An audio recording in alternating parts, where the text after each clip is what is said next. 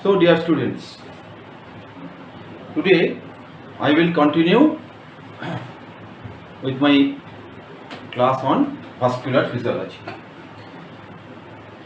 So we have finished the heart already, and in the last class I introduced the primary aspect of vascular physiology in a PowerPoint presentation, and today there are something which is difficult to discuss in PowerPoint, so I need to again take the help of this classical mode of presentation, either blackboard or whiteboard.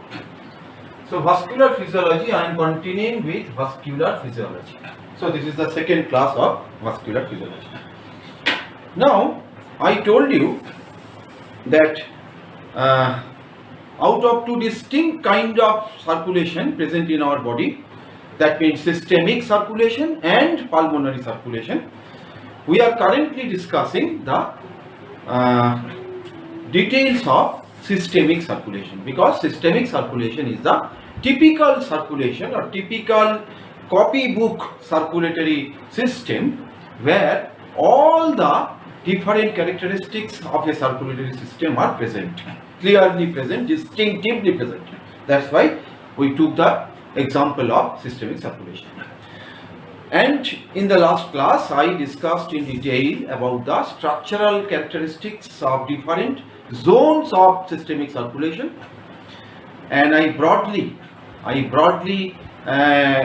described the histology of different segments of systemic circulation, like large arteries. I discussed about the small arteries and medium-sized arteries. I discussed about the arterioles, meta-arterioles, end-arterioles, that means whole group of arterioles, and I also described the capillaries, and I finally mentioned about the venous system. So these 5 distinct regional locations and their specific structural characteristics we have described.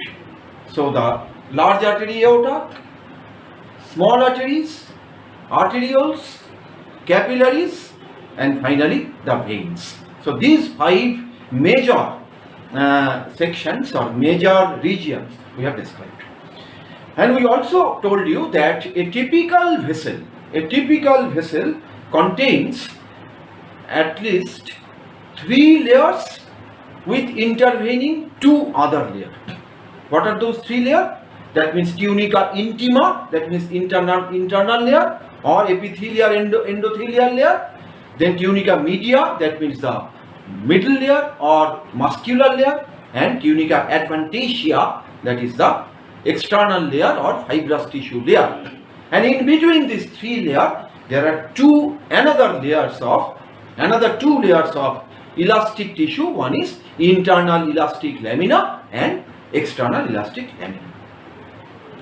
So accordingly, element wise in a vessel there is epithelial element or endothelial element, there is muscular element, there is fibrous tissue element, and there is muscular tissue element or muscle element.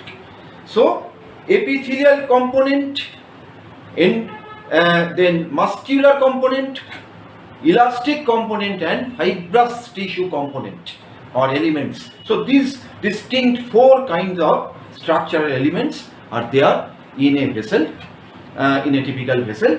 And I also told you another very important thing, that is that during our movement in the vascular tree, all these characteristics, all these structural elements are not equally present everywhere. It is not equivalently present everywhere. There are some vessels which are having greater preponderance of elastic tissue. There are some vessels which are having greater preponderance of muscle tissue. There are some vessels which are having greater preponderance of fibrous tissue. And there are some vessels which do not possess anything except an epithelial component resting on the basal lamina. So this is in cursory, in very summary of my last lecture, where I described the various structural components and structural elements of vessel and their regional variations in location to location. And I also, in the last part of my lecture, I also mentioned about something about the pericytes that you all know. Now today, I committed to you that today my function would be to discuss the functional part of the vascular tree, functional part of the vessel, and try to establish the correlation between the structural component and its functional attribute. So there is structural component or vascular structure or structural element, and every structural element has got a clear-cut functional correlation or functional attribute. That relationship I will tend to establish and tend to explain today before you. Now, first of all, I mean to provide two important information to you. That means, vascular system vessel is nothing but a pipeline. Vessel is nothing but a pipeline. So there is a heart, and there are vessels. There is a heart and there are vessels. If you remember, so this is heart and this is vessel. So heart is electromechanical coupler and vessel is a pipeline. So this is number one. So it is nothing but a pipeline or conduit system. Second thing I like to impress upon you, another very important issue is that what is moving within the vessel, that is the most dynamic component of extracellular fluid. Inside the vessel, what is moving? What is moving inside the vessel? Nothing but blood. So it is the blood which is the most dynamic component of extracellular fluid. When we have discussed the extracellular fluid, you may remember that extracellular fluid has got several components. Compartment, extracellular fluid in our body is around 15 liter. Out of this 15 liter, 11 liter, around 11 liter is tissue fluid, 3 liter is plasma, and 1 liter is transcellular fluid that I have mentioned. So 3 liter is plasma. What is plasma? Plasma is the fluid component of blood. Fluid section of the blood is known as plasma. So what is moving within the vessel is blood. Blood has got two components. One is corpuscular component, RBC, WBC, platelet. That is corpuscular component, and is the fluid component is plasma. So that is blood. So blood is the most dynamic entity which is moving within the vessel. It is moving here and there and everywhere, and it is moving from the heart and towards the heart. And this circulation, as I have told you, was discovered by Professor William Harvey. So, issue with the blood for our discussion is our blood volume. Total amount of blood volume, total amount of available blood volume is limited. It is around 5 liters. Total amount of available blood volume is only 5 liter. We cannot increase it. It is difficult to increase. If the blood volume becomes 50 liter, there would have been lot of hemodynamic problem which our body cannot manage, could not have been managed. So our blood volume is, total blood volume is only 5 liter. So we have got a kind of a resource constraint. আমাদের অভাবের সংসার, a kind of a অভাবের সংসার in Bengali, make it understood that so we have got a resource constraint. We have to carry on our life with a relatively small amount of blood. Only 5 liter of blood is there, which is there to satisfy the trillions of cells in our body. So there are trillions of cells in our body which require their nutrition, which require their oxygenation, which need to get rid of its metabolic byproduct, which needs to get rid of its carbon dioxide, etc., and everything is mediated by blood. but we have got only 5 liters of blood, such a big body, such a huge number of cells, trillions of cells, but only 5 liters of blood. So we have got a serious resource constraint, অভাবের সংসার. So we need to carry on our life. We need to carry on our life with this 5 liters of blood. Now how to manage that? So that is the issue. So if we remember these two things in our mind, that is, vessel is a pipeline and we have got a limited resource of blood, then next part would be easy. How the different zones of vessel are functioning, that can be easily and appropriately justified, appropriately explained. So let us take up one by one. Now the first section of the vessel is the aorta and large arteries.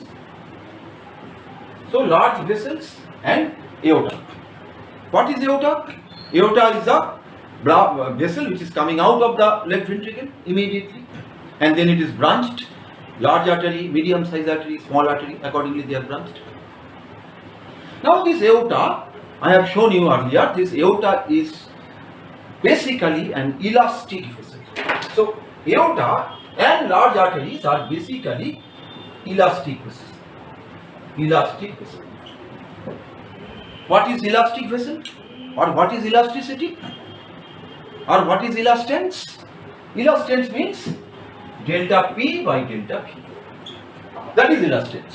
That means rate of change of pressure with respect to rate of change of volume. So delta P by delta V is the elastance, and elastic vessel is the aorta. What is elasticity? If we just describe it or state it, elastic substance is such a substance which when stressed will lead to strain.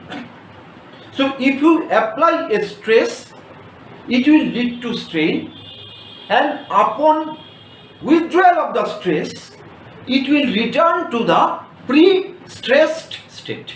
So that is elastic substance. So if you apply a stress, it will lead to strain, and when you withdraw the stress, it will return to its pre-stressed state. As rapidly it returns to the pre-stressed state, as completely it returns to the pre-stressed state, it will dictate or it will determine the degree of elastance. It will determine its degree of elastance. So a highly elastic substance will return to its pre-stressed state more successfully, more rapidly. So that is elastance. And aorta and large vessels are elastic vessels. And I have shown you how these elastic tissues are look like. I have shown you the photomicrograph. What is being seen under microscope, that is kind of a coil-like of elastic tissues which are predominantly present in the aorta. Now let us see how it is relevant, how it is functional, or how it is physiologically implicated for our purpose. Now try to understand this. We all know that our ventricle is pumping intermittently, isn't it? Our ventricle, say left ventricle, is pumping intermittently. It is pumping for 0.3 second during systole, and it is taking rest for a period of 0.5 second during diastole. We all know that. So ventricular systole means pumping, ventricular diastole means relaxation or resting. So accordingly, the ventricular ejection or ventricular propulsion of blood is also intermittent. It is not like a mechanical pump which is available in our municipality pump house. If you put on the pump, it will continuously generate a single pressure and thereby continuously propelling water to supply the local municipal region. It is not like that pump. It is not a continuous pump. Our heart pump is an intermittent pump. That's why it is running for a period of 70 years, 80 years, 90 years throughout the lifespan of a human being. So it is an intermittent pump, It is only pumping during systole. It is only pumping for a period of 0.3 second, and followed by it is resting for a period of 0.5 second. So resting period is more than pumping period, and it is doing so. So we can say that our ventricular ejection is pulsatile. What is pulse? Pulse কথাটির মানে কি? Pulse means which is intermittent, which is phasic, present in one phase, absent in next phase. Again present in one phase, absent in next phase.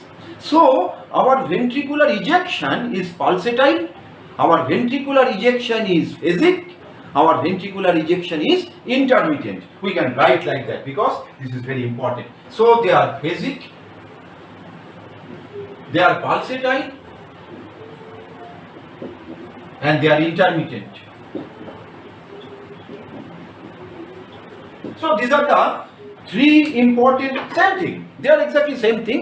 I am only mentioning them so that you can you get impressed about that, you can visualize the thing. So it is phasic in nature, it is pulsatile in nature, and it is intermittent in nature. Right? Now, as it is so our pumping of blood to the system is intermittent, pulsatile, and phasic, but our tissues, our cells require a continuous supply of oxygen. In order to perform, in order to survive, in order to respond to the metabolic need of our body, each of our cell, each of the tissue, each of the organ require a continuous supply of oxygen. A continuous supply. So, supply at the level of the tissue, at the level of the cell must be continuous. এটা class নিচ্ছি রে, একটু পরে phone করি। ক্লাসে আছে, হ্যাঁ একটু পর, আমি ফোন রাখি। So our need of the body is a kind of need which requires a continuous supply of oxygen, continuous supply of ATP, etc. It requires continuous supply. But from the heart, the propulsion of blood is phasic, pulsatile, and intermittent. So the issue is how a pulsatile ejection of blood become a continuous flow at the level of the cell and tissue, and that is done by this aorta. That is done by these elastic vessels. So what elastic vessels are doing? They are converting the pulsatile ventricular ejection into a continuous kind of flow. Let us see how they are doing that. So think about, so this is the heart. Think about heart. What's a ventricle?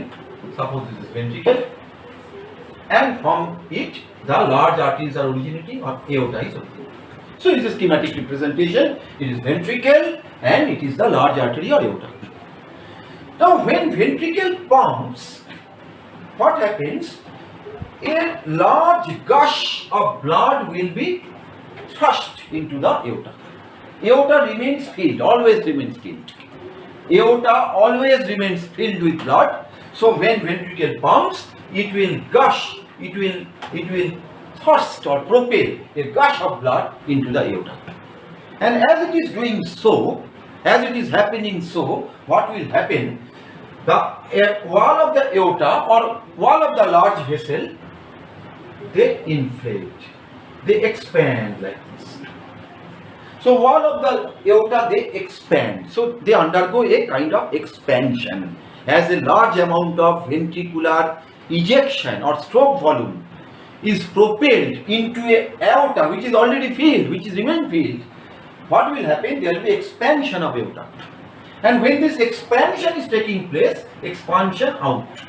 When this expansion is taking place, there is the generation of static energy. So generation of static energy or potential energy. So some amount of potential energy will be generated. Not only that, some amount of blood, extra amount of blood will also be accommodated into that expanded portion of aorta. So I repeat. So when a large amount of stroke volume is propelled into an aorta, aorta undergo an expansion, a volume expansion, And as a result of this volume expansion, some amount of potential energy is generated and some extra amount of blood remain accommodated apart from this part in the expanded portion of the aorta. So this happens during the ventricular systole. So soon after the ventricular systole, ventricle will enter into the phase of ventricular diastole. Now let us see what will happen then. Suppose this is the diastole state, ventricle, and this is diastole state. So during diastole, nothing is coming out. During diastole, ventricle is taking rest. There is no ventricular ejection, no blood is coming out. So what will happen? What will happen? This potential energy now will convert it into kinetic energy. Number one. Number two, these vessels being an elastic vessels which was strained due to application of stress. So due to application of stress, there was strain. They will now tend to recoil back to the pre-stressed state. So there is elastic recoil. So when there is elastic recoil, so there will be elastic recoil with the expenditure of energy which is produced due to conversion of potential energy into kinetic energy. The vessel will now deflate and undergo kind of an elastic recoil. Instead of expansion, there will be deflation. There will be elastic recoiling. So there was expansion due to application of stress leading to strain. And when there is no blood is coming out during diastole, what is happening? There will be elastic recoiling of the vessel with the utilization of energy which is derived from conversion of this potential energy into kinetic energy, and also by utilization of this additional volume of blood which was accommodated into the expanded portion of aorta, and thereby flow is maintained. Thereby flow is maintained in spite of no ejection from the ventricle. In spite of no ejection from the ventricle, in spite of without any ejection from the ventricle, the aortic blood flow is maintained. Albeit, it cannot maintain that amount of pressure. It cannot maintain that amount of pressure during systole. Pressure is around say 120 to 130 millimeter of mercury. During diastole, the pressure becomes say 70 millimeter of mercury in the vessel. In the vessel it becomes 70 millimeter of mercury, but it is not reaching zero. If we measure the pressure inside the ventricle, during diastole is zero millimeter of mercury. Pressure inside the ventricle during the maximum pressure during systole in the ventricle is say around 120 millimeter of mercury, and minimum pressure during diastole is around 0 millimeter of mercury in ventricle. But in spite of that, and during systole, the pressure in the aorta is also 120 millimeter of mercury because it is same. But during diastole, although ventricular cavitary pressure is zero, but in the aorta, pressure is not zero. It is much more than zero. Albeit it is not 120. But it is somehow between 0 and 120, around say 60 or 70 millimeter of mercury, which is known as diastolic pressure. So, can you understand that what is the precise role of these elastic vessels? The precise role of elastic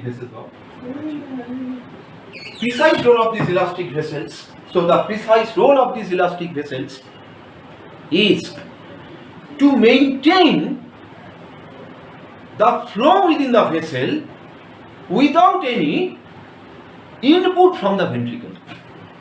Without any output from the ventricle, without any output from the ventricular, without any ventricular output means vascular input, we can also say input. So, without receiving any blood from the ventricle, they can maintain the flow simply due to its elastic property. So, it can undergo an elastic recoiling, and thereby without any ventricular ejection, they can maintain the flow. And this kind of function is known as Wind-Kessel function. So, it is the name of this Wind-Kessel function. This Wind-Kessel has devised based upon a particular a device, a toy based upon that. That is another history. This function is known as Wind-Kessel function, and aorta and these large elastic vessels are also known as Wind-Kessel vessels. So this is Wind-Kessel vessel and this is Wind-Kessel function. So this is the function of aorta and large arteries. So this is about that. Next, let us move to the next group of vessels, which are very, very important. Very, very important. Next group of vessels are the medium-sized arteries, small arteries, arterioles. These group of vessels. What is their structural typicality? What is the typical structure? These vessels are having circular muscle coat. These vessels are having a predominant circular muscle coat. Now remember, when I was discussing in my last class, and I was discussing something about the vascular smooth muscles, I told you there are two types of smooth muscles. One is known as single unit smooth muscle, another is known as multi-unit smooth muscle. And I have shown you the diagrams also.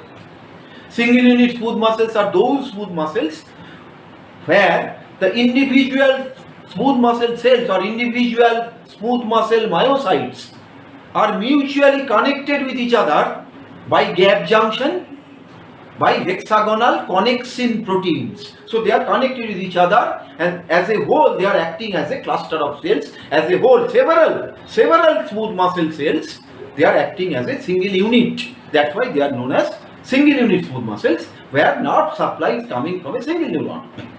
And in case of multi-unit smooth muscle, individual myocytes are separately innervated and they contract separately. So these are the two kinds of cells. Now I told you, in our vascular system, both these two types of muscle cells are present. Both these two types of muscle cells are present, but they are having a particular type of distribution orientation. And I could not describe you properly without using the board. Now I will do that. Now there are two kinds of smooth muscle cells. One is multi-unit smooth muscle, another is single unit smooth muscle. Now these multi-unit smooth muscles, they are mainly present in the large arteries like this aorta, etc. In these large arteries, they are mainly present. So if we try to draw that, suppose this is a large artery, and in this large artery, and these large arteries are predominantly elastic vessels I have described. Now how these muscle cells are oriented, let us see like that. I am drawing the muscle cells with black color. It is not usual, but whatever, I don't have any choice. Now it is there, the muscle cells are oriented like this.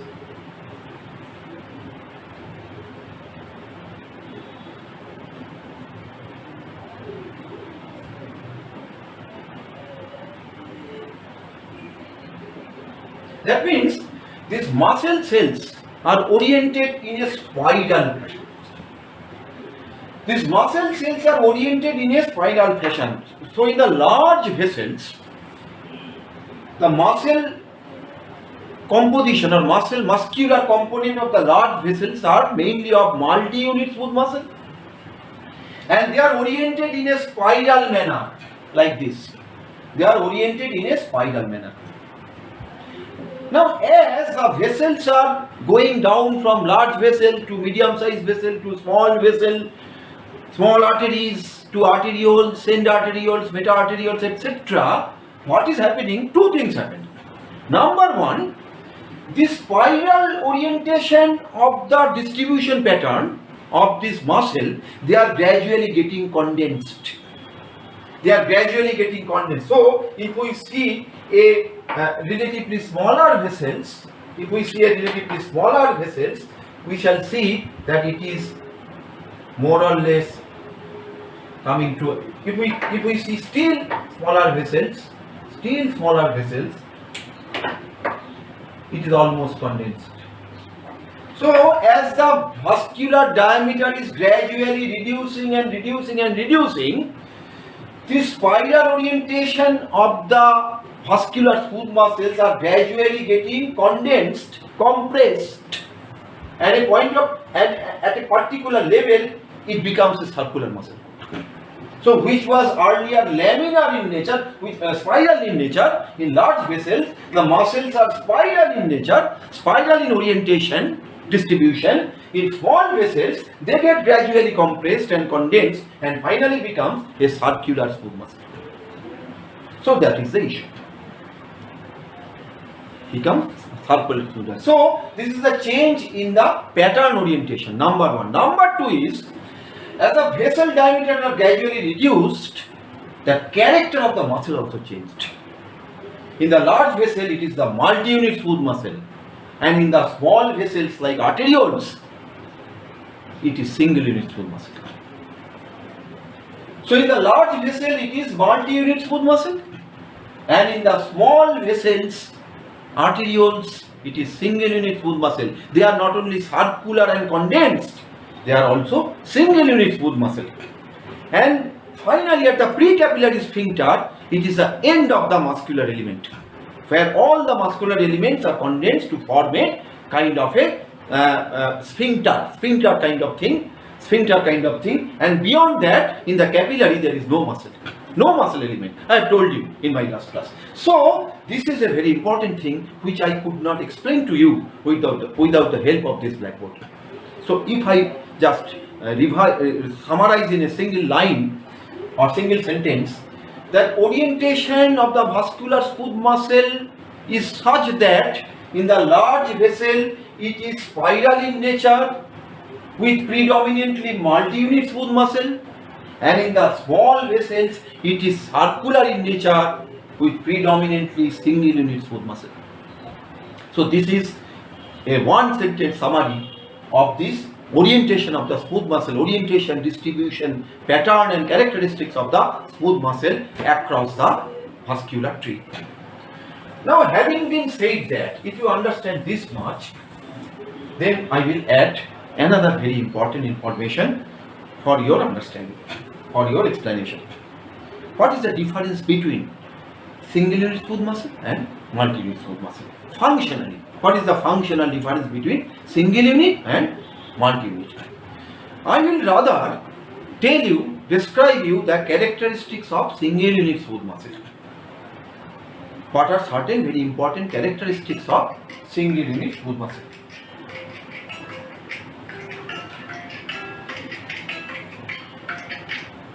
ক্লাসে রয়েছে একটু পরে phone করি So I will discuss certain characteristics of the single unit smooth muscle. What are they? Very important characteristics of single unit smooth muscle is they are stretch sensitive. Single unit smooth muscles are very much stretch sensitive.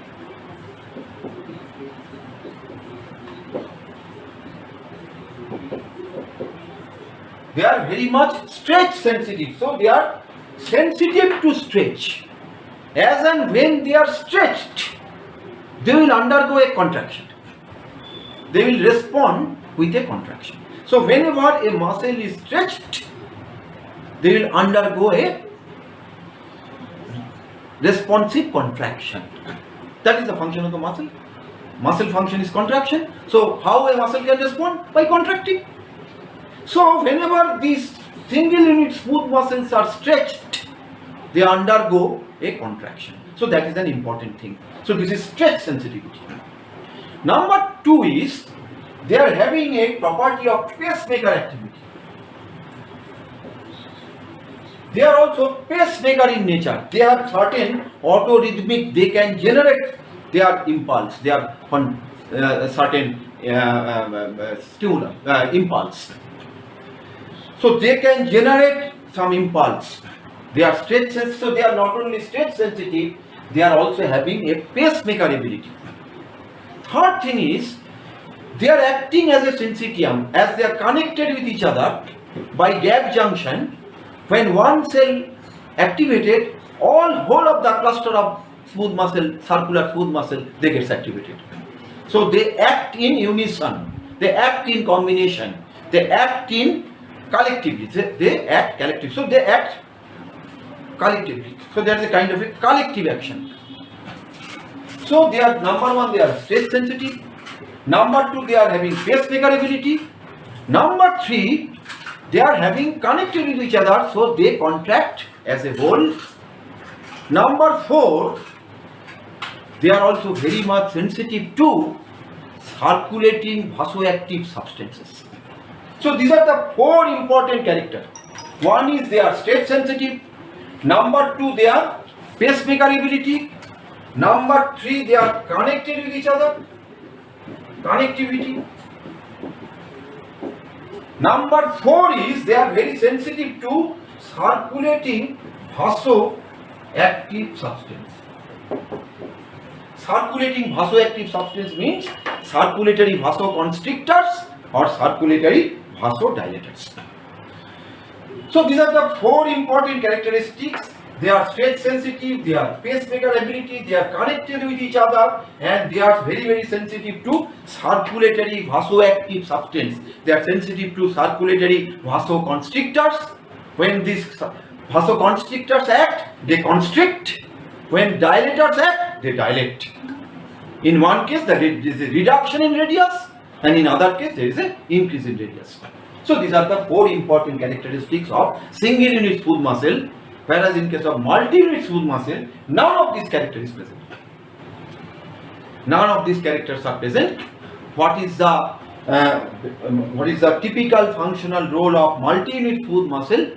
It is a bit difficult to explain, but that is not our ambit today. If you are interested, we can take this issue in some other day.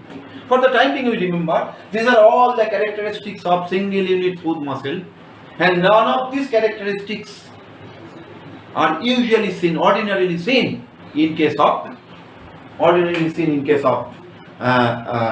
multi-unit smooth muscle. Now, if this is so, now let us see how these small vessels or arterioles act. So a small vessel or arteriole having predominantly circular smooth muscle coat. So the summary is small vessels or arterioles having predominant circular muscle coat, and that circular muscle is single unit smooth muscle, which are state sensitive, which are having pacemaker ability, which are collectively activated, and which are sensitive to circulating vasoactive substances. So this is the thing. So this is the arterioles structural characteristics, and which will lead to its functional characteristics. So what is the functional characteristics? That arterioles, they very easily can constrict, and thereby they maintain a characteristics which is known as a vasomotor tone. They maintain a characteristics known as vasomotor tone. That means they continuously remain in a tonically contracted state. These arterioles or small arteries, they always remain in a tonically contracted state, which is known as vasomotor tone. What is the meaning of the term tone? Meaning of the term tone means a sustained activity, a continuous activity. It is the opposite of pulse. Pulsatile means discontinuous activity, and tonic means continuous activity. We can say the pulsatile ventricular ejection is converted into tonic blood flow by aorta. We can say that. Pulsatile ventricular ejection or phasic ventricular ejection is converted into a tonic blood flow with the help of the elastic vessels, which I have described just now. So tone শব্দটার অর্থ হচ্ছে, the meaning of tone is a continuous kind of activity. So vasomotor tone is a continuous kind of activity of the vessels, which remain in a continuous kind of activity of the vessels which remain in a in a tonically constricted state. It may dilate or it may further constrict. So continuously the vascular diameter or arteriolar diameter is changing. Either it is constricted, reduction of diameter, or dilated, or vasodilatation. So vasoconstriction, vasodilatation, vasoconstriction, vasodilatation. So always remain in a state of vasomotor tone, in a partially constricted state. And this is the function of the circular smooth muscle, which are mainly single unit type and which are stretch sensitive, which is space making ability, collectively active and highly sensitive to circulatory vasoactive substances. Accordingly, these vessels, these arterioles, they are called resistance vessels. They are called resistance vessels. Why they are called resistance vessels? Because resistance of a pipeline is inversely proportional to the radius to the power 4. We all know that. Resistance of a pipeline is inversely proportional to the fourth power of the radius. So if there is a slight reduction of radius, there is a remarkable rise in resistance. If there is a slight increase in radius, there is a remarkable fall in resistance because it is in the fourth power. So radius is the inversely proportional to the fourth power of the radius. Accordingly, these circular smooth muscles, what they are doing? These circular smooth muscles, they are simply changing the radius. So even a slight change in radius will largely affect the vascular resistance. A slight change in radius, a slight increase or decrease in resistance will produce decrease or increase in the resistance.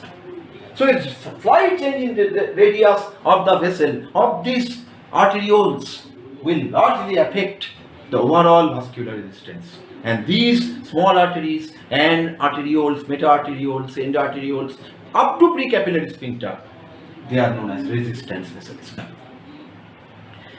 And they are so important. Why they are important? Because by regulating the resistance of the vessel, they prioritize the vascular distribution pattern. I understand you cannot understand this statement. I am sure you cannot understand this statement. So my aim would be to make you understand this statement. So what I told you, these resistance vessels, what they are doing? These resistance vessels, by their ability of fine alteration of vascular radius with the help of the typical characteristics of the single unit smooth muscle, they are doing one very important function. They are prioritizing, priority means agradhikar, prioritizing the vascular distribution pattern in our body. What do we mean by that? Suppose I told you that we have got a resource constraint, obhaber samsar, only 5 liters of blood, and we need to supply, we need to utilize those small amount of resource very methodically, খুব হিসেব করে খরচা করতে হবে, and it is done by these resistance vessels. These resistance vessels are known as variable stopcock. These resistance vessels are also known as variable stopcock. Try to understand the meaning of this. They are also known as variable stopcock. That means, suppose we are doing something. Suppose I am doing a muscular exercise. This is kind of muscular exercise I am performing. What will happen? Blood flow to this region will increase. There will be excess blood flow, blood perfusion in these muscles which are doing this exercise. Now the point is, from where this excess blood will come? Because even at the resting state or in exercise, our blood volume is same, 5 liters. So with that 5 liter, we are barely maintaining our system at the time of rest. So when we are resting, lying down in a bed and in a resting state, the supply of our various organs, cells, tissues are done by this 5 liters of blood. Now when I am exercising, it requires extra amount of blood. From where this extra blood will come? That extra blood will come by prioritizing the distribution pattern. So when I am exercising, the priority of these muscles are increasing. They are requiring more blood, more nutrition, etc. From where they will get it? So the blood distribution pattern during rest must be altered at the time of activity. Blood distribution pattern during day. Suppose 5 liters of blood is distributed in various organs in a particular percentage wise.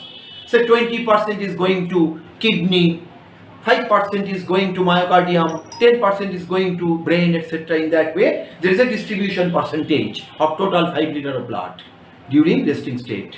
Now, when I am doing some activity, some excess blood must be supplied there. From where it will come? It will come by depriving some other tissue. By depriving some other tissue. In that situation, our system will prioritize. So the term is priority.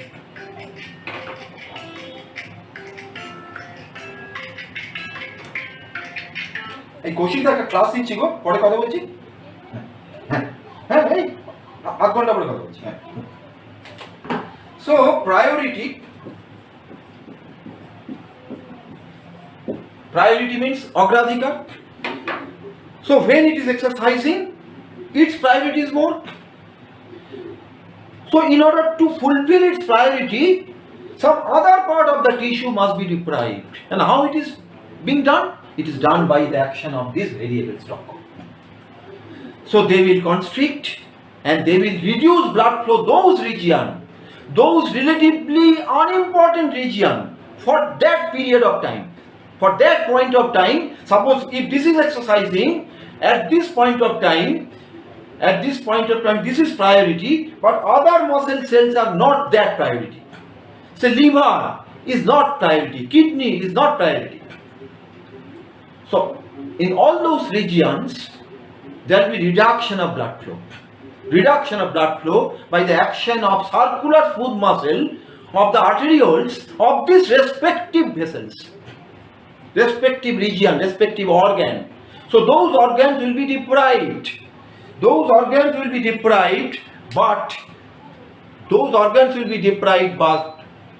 the portion which is exercising, they will get excess amount of blood. I will give you an example. Suppose I am doing a vigorous exercise, a running or jogging. Suppose I am doing a jogging or running. So number of muscles are involved. So muscle requirement is increased. Muscle blood flow must be increased. From where this excess blood will come? So when the muscle blood flow overall will increase throughout our body, suppose I am doing a swimming, so most of the muscles are involved in swimming. So all the muscle blood flow will increase. From where this excess amount of blood will come? They will come by depriving the liver, by depriving the intestine, by depriving the kidney, by depriving some other less important region at that particular point of time. So there will be renal vasoconstriction, there will be hepatic vasoconstriction, there will be mesenteric vasoconstriction, but there will be muscle vasodilatation. So there is dilatation of the muscles where increased amount of blood will be bypassed, will be channelized, depriving the kidney, depriving the liver, depriving the intestine at that point of time. So when you are exercising, renal blood flow is reduced, hepatic blood flow is reduced, intestinal blood flow is reduced, and most of the blood is channelized to this exercising muscle. So this kind of example I can give you more and more. So it is a kind of variable stock.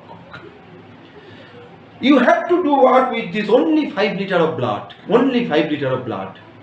and in order to do so, there will be regional vasoconstriction.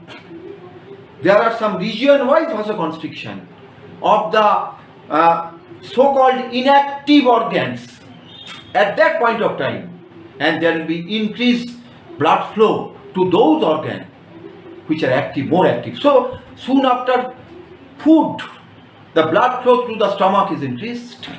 After taking food, blood flow to the stomach and intestine is increased, because at that time they become active, so their blood flow is increased. So accordingly, activity-wise, whatever we are doing, activity-wise, our blood flow distribution pattern is prioritized, and this prioritization is done by this variable stopcock. What is a variable stopcock? These are the arterioles. Arterioles having predominantly circular smooth muscles.